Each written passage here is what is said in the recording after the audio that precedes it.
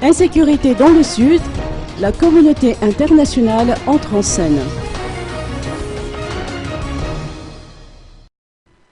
Une enquête indépendante sera diligentée par la communauté internationale afin de mettre au clair l'état de l'insécurité dans le sud de Madagascar et de répondre aux questions liées au déroulement de l'opération Tanjk.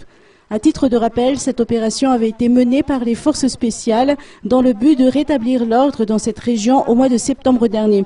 Le représentant du corps diplomatique à Madagascar a annoncé sa décision à l'occasion de l'entretien qu'il a eu aujourd'hui avec le gouvernement malgache au palais de Mahajoujiv. Voici donc les précisions apportées par le Premier ministre Jean-Omer Berzik. Il faut donc rétablir l'ordre.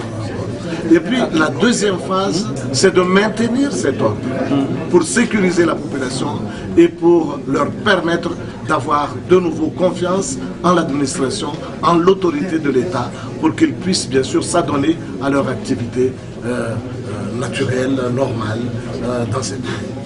Dans cette deuxième phase, il y a bien sûr une phase subsidiaire, je dirais, c'est-à-dire celui bien sûr de travailler avec la population, avec les collectivités locales, pour que justement tout le monde soit associé à ce maintien de l'ordre.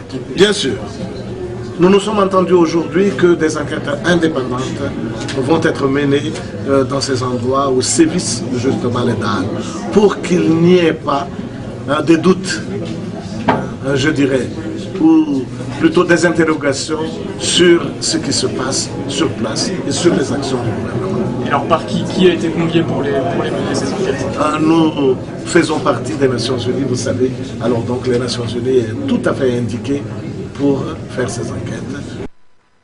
Le chef du gouvernement a ainsi rappelé que les résultats de cette enquête vont être déterminants pour la suite du programme de soutien en faveur de la population du Sud et en faveur du processus électoral. Une manière pour lui de préciser que le processus électoral ne peut être déclenché sans un environnement sécuritaire. On a également appris que les organisations non gouvernementales qui œuvrent dans le sud de Madagascar ont suspendu leurs activités depuis le mois de juin.